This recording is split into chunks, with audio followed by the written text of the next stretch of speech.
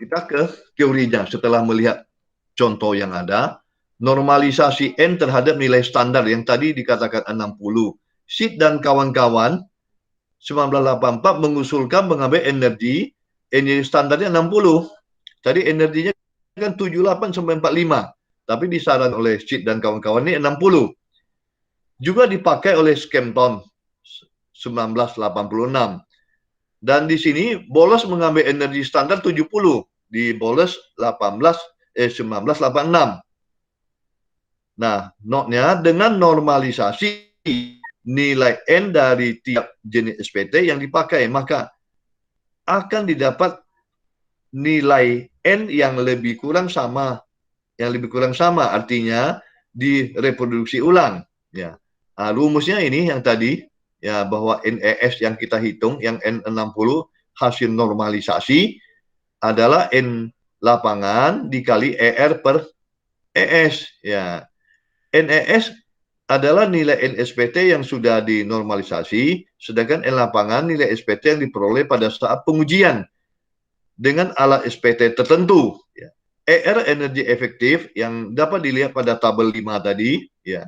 Kemudian ES energi standar referensi.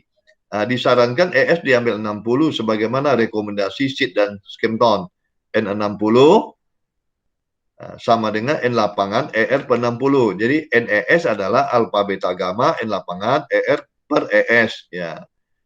Yang alfa beta gamma tadi adalah faktor koreksi lubang bor. Jadi faktor koreksi lubang bor ini, nah, yang alfanya, ya, untuk alfa kalau menggunakan batang pancang yang panjangnya lebih dari 10, sama dengan 1. Kalau yang 6 sampai 10 itu 0,95, 4 sampai 6 itu 0,85 alfanya, 3 sampai 4 alfanya 0,75.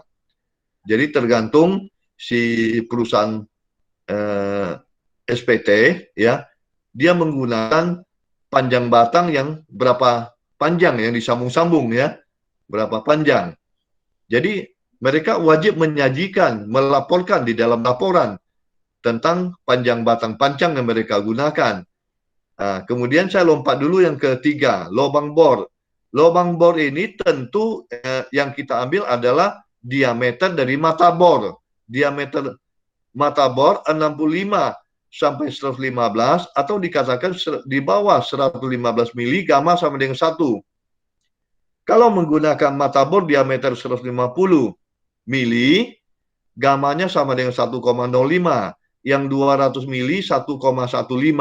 Itulah nilai gamma tergantung ukuran lubang bor berdasarkan diameter mata bor.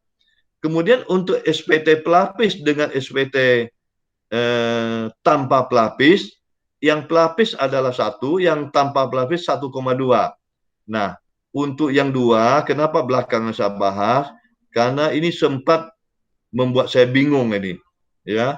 Sempat bingung sampai saya pernah menelpon, ya, menghubungi pihak yang menjual alat SPT ini, yang, ya, yang tabung belahnya itu, ya, karena penetrasi kan di tabung belah. Kapan dikatakan SPT tanpa pelapis dan dikatakan SPT dengan pelapis? Ini tidak ada jawaban. Akhirnya saya dapat jawaban di blog ini. Ini Pak Irawan Firmansyah, ya. Ini beliau adalah dosen pasca sarjana UI. Ini sempat saya ajukan pertanyaan. Inilah jawabannya, ya. Jawabannya di sini, Pak Roni, sepengetahuan saya SPT dengan linear pelapis tidak dipakai di Indonesia. Pertama dia mengatakan tidak dipakai di Indonesia. Kemudian secara visual bisa dilihat di split spon samper tadi yang tabung belah, ya, tabung belahnya. Mana yang pakai linear dan mana yang tidak. Yang pakai linear ada pembesaran diameter. Jadi ada pembesaran diameter sedikit untuk tempat linear tersebut. Ya. Jadi yang dikatakan pelapis ada pembesarannya. Ya. Jadi itulah, ya. Itulah yang jawaban yang saya dapat. Jadi untuk membedakan mana yang SPT pelapis dan SPT tanpa pelapis, ya.